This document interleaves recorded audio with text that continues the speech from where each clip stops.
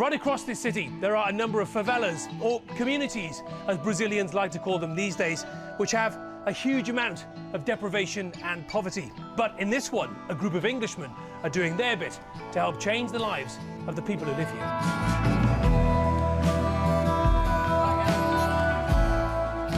I work for Football Beyond Borders. We're renting out houses to fans who are going to be visiting here during the World Cup.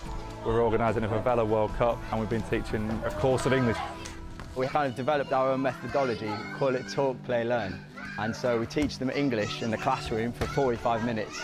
And then the English we learn in the classroom we go use on the football pitch. So it's basically using football to make English learning more enjoyable. You're obviously doing a great job because this little fella earlier told me to shut my mouth. Yeah, it's one of my finest moments in teaching. What about the people in the favela? How do they welcome you? I think Brazilians like welcoming foreigners into their communities. I think you'll see that with the World Cup. Yeah. I'll start by introducing you to Marisa, who's Yeah.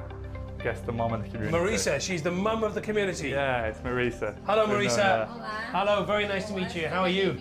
So basically, you're arranging for Marisa to have fans staying here during the World Cup. Yeah. There's a lot of people in Brazil who are saying, look, we're not going to get any benefit out of this World Cup. What's the point in all this money being spent? So a simple idea for us as the middleman was just to say, look, we'll find fans who want to come and stay and have a different experience, but also want to pay a fairer price. You'll see all the house improvements which are going on. Yeah. A few £1,000s will be coming directly from travelling fans straight into the pockets of people like Marisa. How excited are you about having the fans here? It was difficult at first because we don't speak the language, but there is always someone to interpret and we are getting along fine.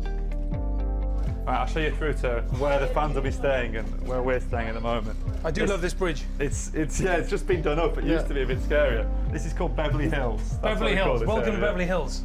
This is my room. Got a photo of my girlfriend on the wall. That's Oh, wow. kind of... You've got her full support then.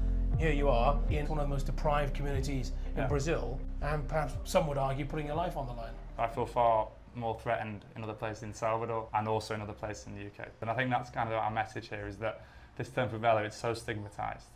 There's such a concept of it as a place of violence, deprivation, drugs, sex. And in so many favelas in Brazil, that just isn't the case. That's not the reality. And what about the football? Where does the football come in then? Because I know you've got a World Cup coming up. So we're going to have a tournament, 8-team tournament, 2 groups of 4, and it's going to bring together international fans, friends, neighbours from this favela and a couple of other favelas in Salvador. Just to say, look, none of these guys have got tickets for the World Cup, but it's going to be a fun day. This World Cup is bigger than the World Cup. For them it is a bit. Yeah. It is a bit. Incredible to think that 2 lads from Middlesbrough, 1 lad from Bolton have come all this way to do something so special. They're not concerned as to whether England win the World Cup or not. What's concerning them right now is how they're reshaping the people's lives here in Salvador, in this community. And as you've seen today, the people here in Brazil love them and appreciate the hard work that they're doing.